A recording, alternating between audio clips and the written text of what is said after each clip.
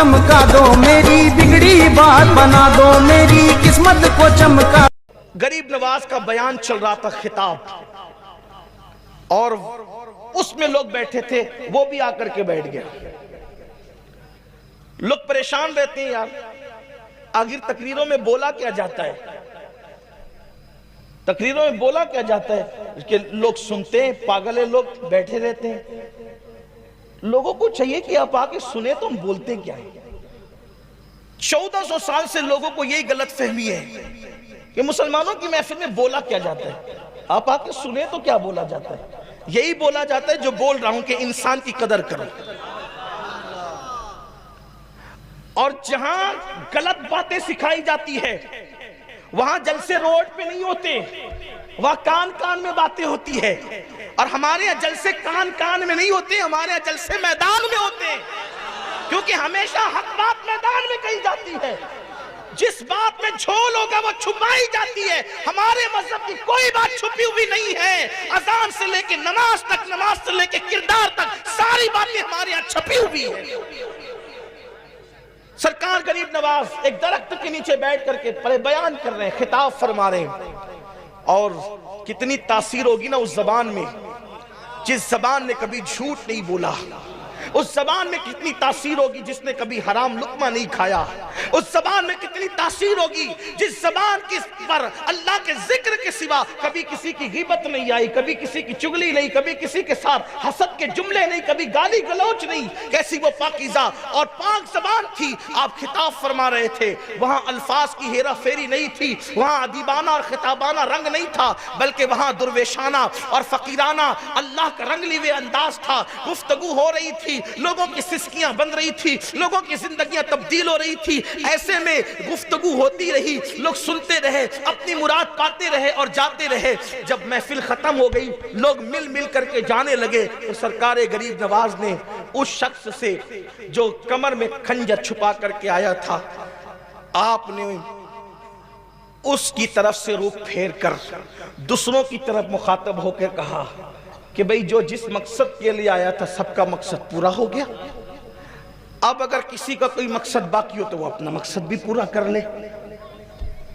इसलिए कि हर बंदा महफिल में तकरीर सुनने तो नहीं आता ना,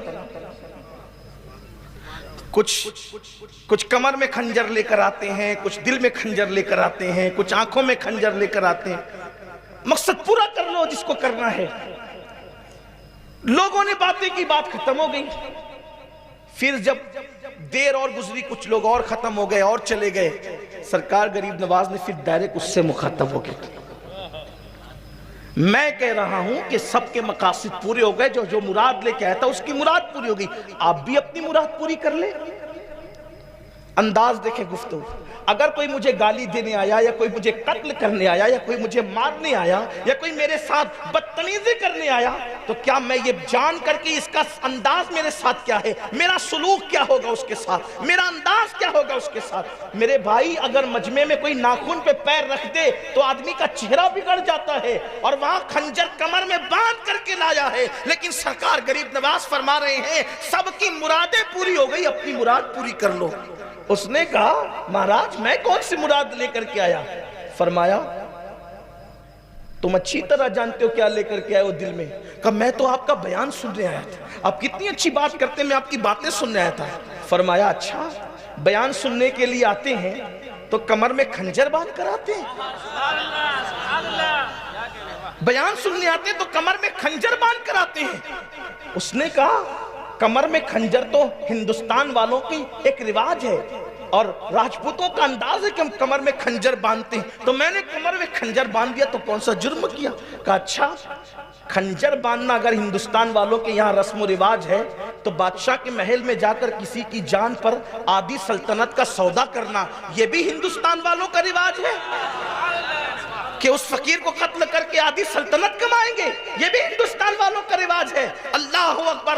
उसने सोचा कि ये गुफ्तगू तो बादशाह की और मेरे दरमियान है और किसी को नहीं पता थी। ये फकीर दरख्त के नीचे बैठ करके मेरे कमर का खंजर भी जानता है, महल की बात भी जानता है, मेरे दिल के जज्बात भी जानता है। उसने खंजर सामने रखा और कहा कि मुझे माफ करना और आप किसी को हुक्म दे कि वो मुझे कत्ल कर दे। मैं बहुत महान बड़े अजीम इंसान को कत्ल करने के इरादे से आया था, अब मेरी सजा ये है कि मुझे कत्ल कर दिया जाए। सरकार गरीब नवाज ने फरमाया, वल्लाह हम मारने नहीं आए हैं, हम लोगों को जिंदगियां देने के लिए आए हैं, हम लोगों को जिलाने आए हैं। याद रखना, आज के बाद ऐसी गलती ना करना, जाओ यहां से, मैंने तुम्हें माफ किया। उसने कदम पकड़ लिए, चरणों में गिर गया, कहा कि ऐसा महान आदमी जो जान के दुश्मनों को माफ करता हो, अब उसको छोड़ के कहां जाऊंगा। मैं भी आपके हाथों पे कलेमा पढ़ के मुसलमान होना चाहता हूं।